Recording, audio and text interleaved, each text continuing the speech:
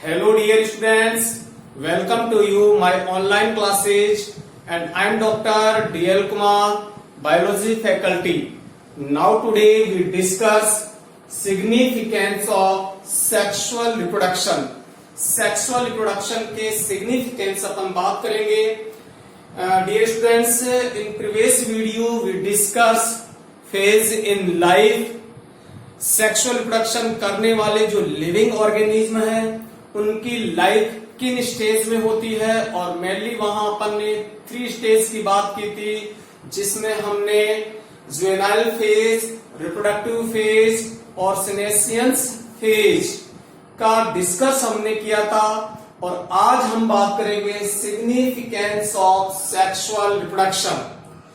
ये जो टॉपिक है ये अपने जो यूनिट चल रही है रिप्रोडक्शन इन ऑर्गेनिज्म, इसका लास्ट टॉपिक है. इसके बाद हम 12th क्लास का या नीट की बात अपन करें तो उसका सेकंड यूनिट अपन लेंगे, जिसमें हम पढ़ेंगे रिप्रोडक्शन इन फ्लावरिंग प्लांट. तो आज ये इस वीडियो में हम रिप्रोडक्शन इन ऑर्गेनिज्म जो अपनी यूनिट है उसका लास्ट टॉपिक है significance of sexual reproduction. Sexual reproduction के क्या सिग्निफिकेंस है और इसकी स्टडी हम 2 पॉइंट्स में बात करेंगे, जिसमें हम बात करेंगे एडवांटेज और डिसएडवांटेज. इस टॉपिक को अपन इस तरीके से समझ सकते हैं, यहां से एक क्वेश्चन आता है और क्वेश्चन फॉर्म में अपन बात करें why is sexual reproduction better than asexual reproduction. Asexual reproduction से सेक्सुअल रिप्रोडक्शन किस तरीके से बेटर है या उसके क्या रीजन है. तो उसके रीजन भी यही होंगे क्योंकि जो सेक्सुअल रिप्रोडक्शन के जो एडवांटेज है वही इस सेक्सुअल रिप्रोडक्शन को एसेक्सुअल रिप्रोडक्शन से बेटर बनाएंगे. तो हम सेक्सुअल रिप्रोडक्शन के एडवांटेज बात कर रहे हैं जो इसे एसेक्सुअल रिप्रोडक्शन से बेटर बनाते हैं. उसके भी रीजन यही है. तो हम सबसे पहले बात करें जेनेटिक जो ट्रांसफॉर्मेशन है या जीन फ्लो है वो अपन बात करें तो इस रिप्रोडक्शन में there is flow of genes. इस रिप्रोडक्शन में जीन्स का फ्लो होता है amongst individual of a population during sexual reproduction. Sexual reproduction में जो एक इंडिविजुअल एक जो ऑर्गेनिज्म है उससे जो जेनेटिक इंफॉर्मेशन है या जो जेनेटिक या जो जीन है वो अपनी पॉपुलेशन में फ्लो होते हैं, उसमें संचरित होते हैं. तो सबसे बेहतर एक रीजन हो गया अपने पास कि ये एसेक्सुअल रिप्रोडक्शन से कैसे बेटर है. तो पहला रीजन है कि इसमें जीन जो जेनेटिक इंफॉर्मेशन है या जीन है उनका फ्लो एक इंडिविजुअल ऑर्गेनिज्म से पॉपुलेशन में होता है, जबकि एसेक्सुअल रिप्रोडक्शन में ऐसा नहीं होता. It is clear. तो फर्स्ट रीजन अपने क्लियर हो गया. सेकंड अपन बात करें विगर. देखिए जो सेक्सुअल रिप्रोडक्शन है उस सेक्सुअल रिप्रोडक्शन में मिक्सिंग होती है और मिक्सिंग में यानी क्रॉसिंग और होता है, वेरिएशन होती है. तो इसमें जो मिक्सिंग होगी और इसमें विभिन्न प्रकार की जो न्यू जो सिम्टम्स है उनका डेवलपमेंट होता है. तो देखिए बेटा इसमें mixing of gene during sexual reproduction. तो सेक्सुअल रिप्रोडक्शन में मिक्सिंग होती है, जीन की मिक्सिंग होती है, और जबकि एसेक्सुअल रिप्रोडक्शन में ऐसा नहीं होता है. And maintains the vigour and vitality of the entire population. और इस जीन जो मिक्सिंग होती है तो सेक्सुअल रिप्रोडक्शन में जीनों की मिक्सिंग होती है और उसके कारण जो ऑफ स्प्रिंग बनती है, जो न्यू जनरेशन बनती है, वो एक तो ओज होती है, विग्योर मीन्स होती है ओज, या जिसे अपन कहते हैं तेजस्वी, बहुत ज्यादा जिसमें पावर शक्तिशाली बनेगा जो संतान बनेगी. और एक उसमें बहुत ज्यादा विटिलिटी होगी, यानी उसको जीवन को सहन करने की जो जीवन क्षमता है वो बहुत अधिक रहेगी उसमें. तो सेक्सुअल रिप्रोडक्शन में मिक्सिंग होती है और उस मिक्सिंग के कारण जो ऑफ स्प्रिंग बनेगी वो अधिक ओज और अधिक जीवन क्षमता वाली होगी एंटायर पॉपुलेशन, पूरी पॉपुलेशन में। तो ये एक सेकंड रीजन है किसका, कि जो सेक्सुअल रिप्रोडक्शन है वो बेटर है एसेक्सुअल रिप्रोडक्शन से। नेक्स्ट अपन बात करें वेरिएशन। देखिए आपको अच्छी तरह पता है कि सेक्सुअल रिप्रोडक्शन में वेरिएशन होती है, क्योंकि इसमें क्रॉसिंग और म्यूटेशन होता है, जिससे क्या होगी भी वेरिएशन होगी। तो वेरिएशन के कारण इस रिप्रोडक्शन में इसका क्या क्या रोल रहेगा, तो sexual reproduction no two individual are exactly similar. जो सेक्सुअल रिप्रोडक्शन है उस रिप्रोडक्शन में चाहे अपन बात करें कि एक फीमेल और एक मेल है, उसके जन्मों से जितनी भी संतान जो हो रही है वो सभी संतानें बिल्कुल सिमिलर नहीं होगी, एकदम सिमिलर नहीं होगी। जैसे अपन बात करें, आप भी अपने पेरेंट्स के 2 ब्रदर या 1 सिस्टर होंगी, या 1 ब्रदर और 1 सिस्टर होंगे, यानी 2 ऑफ स्प्रिंग है, 2 संतान है, पर वो दोनों संतान भी एग्जैक्ट सिमिलर नहीं है, क्योंकि सेक्सुअल रिप्रोडक्शन में वेरिएशन होती है। तो उसमें सिमिलरिटी बिल्कुल नहीं है, वेरिएशन होगी। यानी आप जो अपने परिवार में जितने भी अपने भाई बहन हैं वो भी एक ही मदर और एक ही पेरेंट्स के होने के बावजूद भी वो एकदम बिल्कुल सिमिलर नहीं। क्यों? क्योंकि वेरिएशन होती है, अपने जीन रिकॉम्बिनेशन होता है और म्यूटेशन होता है, इस कारण से यहां वेरिएशन होगी। The difference help in recognisation of the individual. तो इसमें जो वेरिएशन होगी वो डिफरेंस होगी, वो हेल्प करती है रिकॉग्नाइजेशन में। They have adaptability to change in environment. और ये जो वेरिएशन है, ये वेरिएशन एडेप्टेबिलिटी डेवलप करती है चेंजेबल एनवायरमेंट के लिए।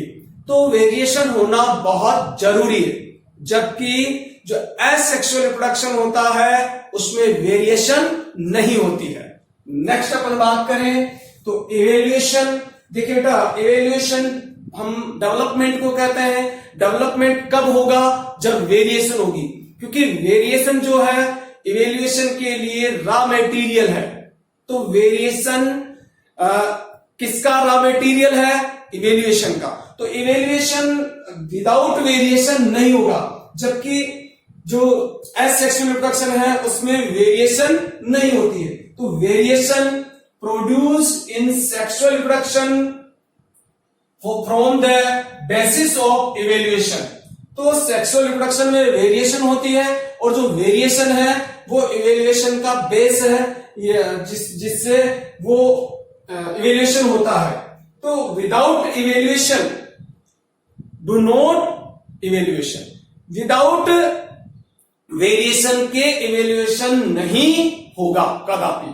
नेक्स्ट अपन बात करें केयरिंग ऑफ यंग वंस। देखो, जो सेक्सुअल रिप्रोडक्शन होता है, सेक्सुअल रिप्रोडक्शन में जो पैटर्नल या पेरेंटल जो केयरिंग है वो प्रेजेंट होती है। जैसा कि मैंने आपको बताया था कि जो सेक्सुअल रिप्रोडक्शन है उसमें पैटर्नल जो केयरिंग है वो प्रेजेंट होगी, और जो सेक्सुअल रिप्रोडक्शन में जितनी भी जो संतान डेवलप होगी उनकी जो शैशव अवस्था होगी, उस शैशव अवस्था में जो पेरेंट्स होते हैं वो उसकी केयरिंग करते हैं। तो इसमें केयरिंग प्रेजेंट होती है, पैटर्नल केयरिंग होगी, और पैटर्नल केयरिंग जो है उसके कारण जो ऑफ स्प्रिंग है उसकी जो वाइटलिटी है या जो उसकी जो जीवन है वो बढ़ जाता है, इससे उसको प्रोटेक्शन मिल जाती है। तो देखिए, by natural evaluation the young one produce during sexual reproduction are protect during their vulnerable stage. जो बहुत उसकी जो कमजोर स्टेज है, जैसे अपन बात करें कि जब सेक्सुअल रिप्रोडक्शन से जब शिशु डेवलप होता है तो उसकी जो आरंभिक स्टेज होती है जिसे अपन शिशु अवस्था कहते हैं, उस अवस्था में वो बहुत कमजोर होता है, और उस अवस्था में उस जो दुर्बल जो अवस्था है, जो वेरिएबल स्टेज है, वेल्यूनरेबल स्टेज जो है, उस स्टेज में उसको पेरेंट जो है वो प्रोटेक्शन देते हैं। It is carried out by parental care it amongst animals. तो ये बहुत सारे एनिमल्स में पैटर्नल केयरिंग प्रेजेंट होती है, जबकि जो एसेक्सुअल रिप्रोडक्शन है उसमें पैटर्नल केयरिंग एब्सेंट रहती है। तो देखिए भाई, अपन ने ये बहुत सारे रीजन देखे, उन रीजनों के कारण अपने को लगता है कि जो एसेक्सुअल रिप्रोडक्शन है उससे सेक्सुअल रिप्रोडक्शन बहुत अच्छा है। तो बेटर रिप्रोडक्शन कौन सा है भी? सेक्सुअल रिप्रोडक्शन बेटर रिप्रोडक्शन है। क्यों बेटर है, उसके क्या रीजन है? तो उसके रीजन अपन ने देखा कि इसमें जीन फ्लो होता है, इसमें जो विटेलिटी और जो है विगोर प्रेजेंट होती है, इनमें वेरिएशन प्रेजेंट होती है, ये बायो इवेल्युएशन को रिप्रेजेंट करता है, इनमें पैटर्नल केयरिंग प्रेजेंट होती है। इन सभी रीजंस के कारण जो है एसेक्सुअल रिप्रोडक्शन से सेक्सुअल रिप्रोडक्शन बेटर माना जाता है। तो साथ ही साथ ये सेक्सुअल रिप्रोडक्शन जो है, सेक्सुअल रिप्रोडक्शन जो है उसके एडवांटेज भी है। किसके क्या लाभ है? तो इससे जीन फ्लो होगा, इससे वाइटलिटी और विग्योर बढ़ती है, इसमें वेरिएशन पैदा होती है, ये इवेल्युएशन में हेल्प करता है, इसमें पैटर्नल केयरिंग प्रेजेंट होती है। ये सभी इसके एडवांटेज भी है और ये इसे बेटर भी बनाते हैं, सेक्सुअल रिप्रोडक्शन से बेटर भी बनाते हैं इसको। ठीक है, तो ये अपन ने देख लिया। अब अपन बात करें disadvantage of sexual reproduction. Sexual reproduction के क्या डिसएडवांटेज है? चाहे जीवन में कितनी भी एडवांटेज हो जाए, परंतु कहीं ना कहीं डिसएडवांटेज भी होते हैं। चाहे अपने बहुत सारे अच्छे गुण हैं, परंतु कहीं ना कहीं एक कमी भी होती है। कभी भी अपने आप को देखना कि मेरे में बहुत अच्छाइयां हैं, परंतु कमी भी आप में है, परंतु आप उसको प्रकट नहीं करते कि मेरे में क्या कमी है। तो कमी अवश्य होती। ऐसे ही सेक्सुअल रिप्रोडक्शन बेटर है, उसके बहुत सारे एडवांटेज है, परंतु उसके कहीं ना कहीं डिसएडवांटेज भी है और वही अपन देखना चाह रहे हैं। तो डिसएडवांटेज की अपन बात करें तो देखिए बेटा, सबसे पहला डिसएडवांटेज है it is very slow process. ये बहुत स्लो प्रोसेस है, वेरी स्लो प्रोसेस है, बहुत धीमी गति से होता है। यदि मैं बात करूं कि सेक्सुअल रिप्रोडक्शन की अगर अपन बात करते हैं तो एलिफेंट में यदि अपन देखें तो उसमें बहुत स्लो प्रोसेस है उस रिप्रोडक्शन की। तो it is a very slow process. Next अपन बात करें, it is require a lot of resources. जो सेक्सुअल रिप्रोडक्शन है इसके लिए बहुत सारे रिसोर्सेज की रिक्वायरमेंट होती है। बहुत सारी जो जिसे अपन कह सकते हैं कि लिमिटेशन है, उनकी रिक्वायरमेंट है। बहुत सारे इसके लिए अपने को एनवायरमेंट, एक अच्छे एनवायरमेंट, एक अपन कहें कि बेटर फैसिलिटीज की भी रिक्वायरमेंट होती है इसके लिए। तो it is require a lot of resources. ठीक है, नेक्स्ट अपन बात करें, sexual reproduction is commonly biparental. Sexual reproduction जो है बाइपेरेंटल है, एक पेरेंटल से कोई इस सेक्सुअल रिप्रोडक्शन नहीं हो सकता। तो सेक्सुअल रिप्रोडक्शन के लिए बाइपेरेंटल है ये, जिसमें दो जनकों की रिक्वायरमेंट होगी, यानी एक क्या होना चाहिए, मेल, और एक होना चाहिए फीमेल। यदि अपन कहें कि सेक्सुअल रिप्रोडक्शन बाइपेरेंटल न होकर यूनिपेरेंटल होता तो शादी की रिक्वायरमेंट नहीं होती। तो अगर हम सेक्सुअल रिप्रोडक्शन चाहते हैं तो हमें शादी करना बहुत जरूरी है। तो सेक्सुअल रिप्रोडक्शन में मैरिज की बहुत रिक्वायरमेंट है, यानी हमें सिंगल से ट्विंस के रूप में होना अनिवार्य है इस रिप्रोडक्शन में। नेक्स्ट अपन बात करें, fertilisation has a chance factor. देखिए बेटा, फर्टिलाइजेशन क्या है? मेल एंड फीमेल गैमेट का fusion. Male and female gamete का फ्यूजन ही क्या है? फर्टिलाइजेशन है। और male gamete, male living organism में बनते हैं और फीमेल जो गैमेट है वो फीमेल ऑर्गेनिज्म बनते हैं। अब इनका जो मिलना है ये एक चांस है। बहुत सारे जो ऑर्गेनिज्म है हमने देखा कि उनमें एक्सटर्नल फर्टिलाइजेशन होता है और उसमें बहुत रेयर केसेस होता है, बहुत कम चांसेस होता है फर्टिलाइजेशन का। देखा होगा आपने बरसात के सीजन में मेंढक जो है और मेंढकी जो है, मेल और फीमेल जो फ्रॉग है वो अपने गैमेट्स को फर्टिलाइजेशन के लिए वाटर जो सोर्स है उसमें डिस्चार्ज कर देते हैं और ये एक संयोग है कि उनका आपस में क्या हो जाए, फ्यूजन हो जाए। तो इस तरीके से ये एक फर्टिलाइजेशन एक संयोग है। तो हो सकता है कि बहुत सारे कंडीशन में उनके बहुत सारे एग और बहुत सारे जो स्पर्म है वो ऐसे भी वेस्टेज भी जाते हैं। तो ये एक प्रकार का संयोग है।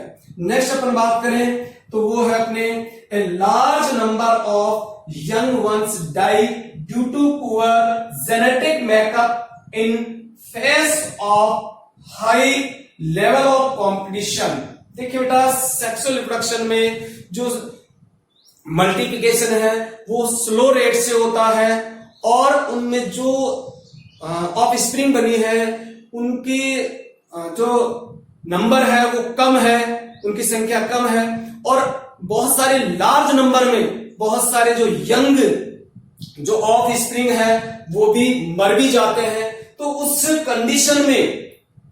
कंडीशन में सेक्सुअल रिप्रोडक्शन या बहुत सारा कंपटीशन भी होता है इनमें। तो उस कंडीशन में सेक्सुअल रिप्रोडक्शन से जो संतानें हैं उनकी जो सर्वाइवलिटी है वो बहुत कम हो जाती है।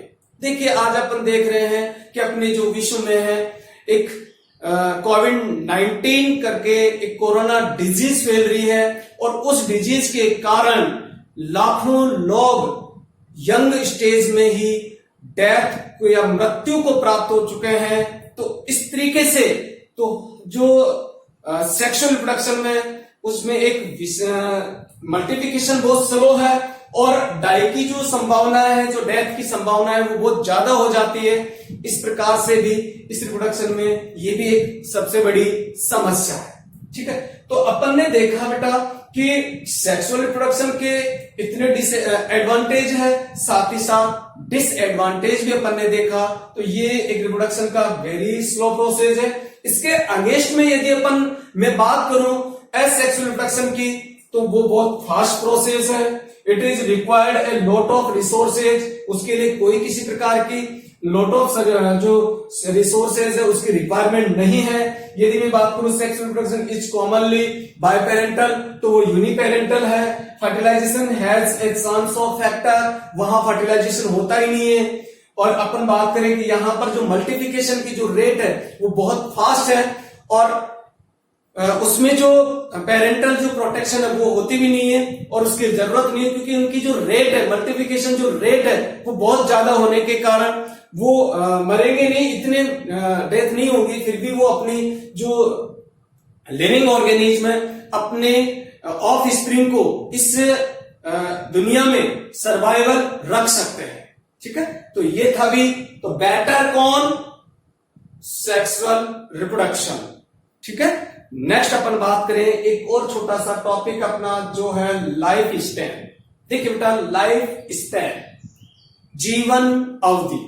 ठीक है, the period from to the natural death of an organism is called it is life span. देखिए, बर्थ से लेकर नेचुरल डेथ तक के जो टाइमिंग होता है उस टाइमिंग को हम क्या कहते हैं बेटा, लाइफ स्पैन कहते हैं। तो देखिए भी the period of time between the birth and natural death. तो the period of time between birth and natural death, birth और नेचुरल डेथ के बीच जो टाइमिंग है उस पीरियड को हम क्या कहेंगे भी, लाइफ स्पैन कहेंगे।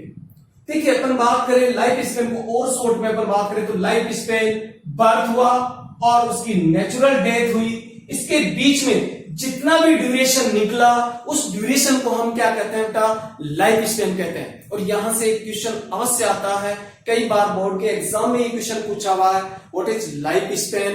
तो लाइफ स्पेन क्या है भी, तो life span equal to birth to natural death, ठीक है। इसके बीच में जो भी ड्यूरेशन रहा, जो भी टाइमिंग रहा, वो क्या है भी, लाइफ स्पेन है। लाइफ स्पेन को समझे कि मेरे पास एक डॉग है और उस डॉग के या बिच है, उसके एक शिशु का जन्म हुआ, ठीक है। वो शिशु जब बर्थ हुआ, वो जन्म हुआ, उससे लेकर वो शैशवावस्था में रहा, फिर उसके बाद में वो बाल्यावस्था में रहा, उसके बाद वो जुवेनाइल स्टेज में आ गया, उसके बाद वो रिप्रोडक्टिव फेज में गया, रिप्रोडक्टिव फेज के बाद में वो सनेसियंस फेज में गया, और सनेसियंस फेज के बाद यानी 20 ईयर बाद उसकी डेथ हो जाती है। तो जिस दिन बर्थ डेट है वहां से लेकर उसकी नेचुरल डेथ तक का जो टाइमिंग है वो क्या है भाई, लाइफ स्पेन है। It is clear. तो लाइफ स्पेन किन किन स्टेज से गुजर रहा है बेटा, देखो बर्थ हुआ, उसके बाद शैशवावस्था, बाल्यावस्था, जुवेनाइल स्टेज, उसके बाद में रिप्रोडक्टिव फेज, रिप्रोडक्टिव फेज के बाद में post reproductive phase, post reproductive phase के बाद में सनेसियंस फेज, और सनेसियंस फेज के बाद उसकी डेथ हो गई। यह है नेचुरल डेथ। और यदि किसी कारण से, जैसे किसी का बर्थ हुआ, जन्म हुआ, आज की तारीख में उसका जन्म हुआ और 2 दिन बाद उसकी मृत्यु हो जाती है, कोई भी रीजन हो सकता है, कोई भी किसी प्रकार की बीमारी हो सकती है, उसके कारण से उसकी मृत्यु हो जाती है, it is no natural death. Natural death में जो जिसे अपन कहेंगे उसका जीवन जो है, इन जो लाइफ स्पेन में जो अपन ने फेज पढ़ी थी, जो फेज ऑफ लाइफ अपन ने बात की थी, उनसे जीवन होके गुजरेगा। चाहे उसकी लाइफ स्पेन जो है 1 डे की हो, चाहे 1 आवर की हो, ये सारी स्टेज रहेगी। उसमें वो बर्थ भी होगी, वो उसमें शैशवावस्था भी होगी, उसमें चाइल्डहुड स्टेज भी होगी, उसमें जुवेनाइल स्टेज भी होगी, उसमें रिप्रोडक्टिव फेज भी होगी, पोस्ट रिप्रोडक्टिव फेज भी होगी, सनेसियंस फेज भी होगी, और बाद में डेथ भी होगी। चाहे उसकी लाइफ स्पेन कितनी दिन की हो, तो इनसे होकर अगर डेथ होती है तो उसे अपन नेचुरल डेथ कहते हैं। और यदि कहीं भी इस स्टेज में पूरा जीवन नहीं हो और उससे पहले कभी भी उसकी मृत्यु हो जाती है, तो उसे हम अचानक या एक्सीडेंटल डेथ कहते हैं, वो नेचुरल डेथ नहीं है। तो बर्थ टू नेचुरल डेथ के बीच में जो टाइमिंग होगा, उस टाइमिंग को हम लाइफ स्पेन कहते हैं। और this include 4 phase, juvenile phase या जुवेनिलिटी, मैच्योरिटी, सनेसियंस एंड डेथ। ये फेज लाइफ की फेज को इंक्लूड किया जाता है। और उसके बाद जो डेथ हो रही है, ये डेथ कौन सी डेथ है, नेचुरल डेथ है। It is clear. नेक्स्ट एक और चीज अपनी यहां बात करें लाइफ स्पेन में, जो भी स्पीसीज होगी, each living organism different life span. प्रत्येक लिविंग ऑर्गेनिज्म की लाइफ स्पेन जो है वो अलग अलग होती है।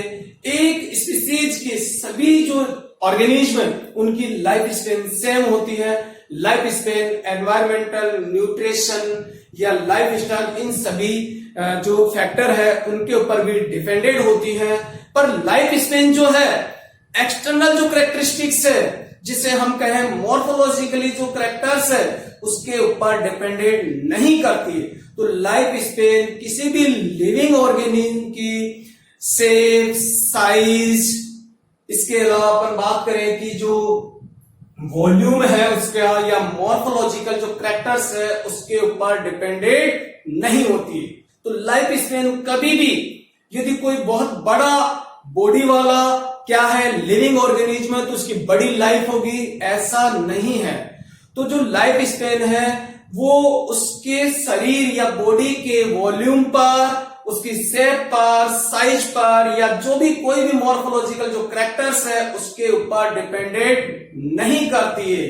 लाइफ स्पेन अगर डिपेंडेंट होगी तो एनवायरमेंट पे, जेनेटिक फैक्टर है, हार्मोनल फैक्टर है, इसके अलावा अपनी जो लाइफ स्टाइल है उनके ऊपर अवश्य डिपेंडेंट है लाइफ स्पेन, परंतु किसी भी जो उसकी साइज है, शेप है या वॉल्यूम है, जो उसकी स्ट्रक्चर है, उसके ऊपर डिपेंडेंट नहीं होती है। तो अपन यहां पर ये सारा अपने हो गया कि life span of organism are not necessity correlated with their size, shape, volume and morphological characters. कोई भी लिविंग ऑर्गेनिज्म की जो लाइफ स्पेन है वो उसके मॉर्फोलॉजिकल कैरेक्टर्स पर डिपेंडेंट नहीं होती है। नेक्स्ट अपन बात करें, देखिए कुछ लिविंग ऑर्गेनिज्म की लाइफ स्पेन अपन यहां देखेंगे। तो मे फ्लाई जो है उसकी 1 डे लाइफ स्पेन है। बटरफ्लाई जो है वो 1 या 2 वीक है। इसी प्रकार फ्रूट फ्लाई की लाइफ स्पेन अगर अपन बात करें तो 30 से 40 डेज है।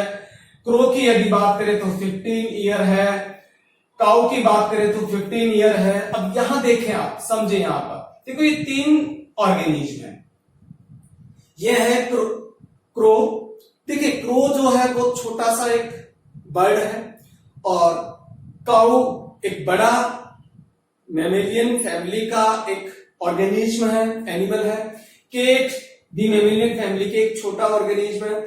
इसके और इसकी शेप, साइज, वॉल्यूम में अगर अपन बात करें तो बहुत अधिक डिफरेंट है, परंतु इन तीनों की कैसी लाइफ स्पेन है, सेम। तो बॉडी की शेप, साइज, वॉल्यूम या मॉर्फोलॉजिकल कैरेक्टर पे कतई निर्भर नहीं करती है। लाइफ स्पेन इन सभी बाहरी जो कैरेक्टर्स है उन पर डिपेंडेंट नहीं है। ठीक है, नेक्स्ट अपन बात करें डॉग की लाइफ जो है 25 ईयर है। हॉर्स की जो लाइफ स्पेन है वो 25 to 30 ईयर्स है। क्रोकोडाइल की यदि मैं बात करूं यहां पर तो क्रोकोडाइल की जो लाइफ स्पेन है वो 60 ईयर है। पैरट की मैं बात करूं तो 140 ईयर। देखिए क्रो जो कि बर्ड है और पैरट भी एक बर्ड है, दोनों लगभग सिमिलर शेप, साइज के हैं, परंतु इसकी जो लाइफ स्पेन वो 15 ईयर है और इसकी 140 या 50 ईयर है। कितना डिफरेंट लाइफ स्पेन। ठीक है, तो ये एक जेनेटिकली फैक्टर है। ये एक अपन इसे कहें कि जीनों द्वारा डिपेंडेंट है, एनवायरमेंट द्वारा डिपेंडेंट है, इसके अलावा अपने लाइफ स्टाइल पे ये डिपेंडेंट रहता है। नेक्स्ट अपन बात करें टॉर्टोइज, ये भी एक छोटा सा ऑर्गेनिज्म है। इसकी 150 ईयर है लाइफ स्पेन। ह्यूमन की यदि मैं बात करूं तो 80 से 100 ईयर लाइफ स्पेन है। एलिफेंट की मैं बात करूं, बहुत बड़ा शरीर है, बहुत बड़ा आकार है, वहां पे 75 ईयर है। बनाना ट्री की अगर अपन बात करें तो 25 ईयर है। रोज की बात करें तो 10 ईयर है। व्हीट की बात करें तो 5 मंथ लाइफ स्पेन है। बैनियान ट्री की बात करें तो 300 to 500 लाइफ स्पेन है, ईयर्स लाइफ स्पेन है इसकी बैनियान ट्री की। यदि मैं पाइनस की बात करूं तो 3000 से 4000 ईयर लाइफ स्पेन है। तो ट्री जो बहुत जैसे जो फाइकस फैमिली के जो ट्रीज है, जो जिम्नोस्पर्म जो डिवीजन के जो ट्रीज है, उनकी लाइफ स्पेन बहुत ज्यादा है। तो ये थी भी लाइफ स्पेन। और हमने पढ़ा why is sexual reproduction better than asexual reproduction. Okay students, thank you. जय हिंद, जय भारत।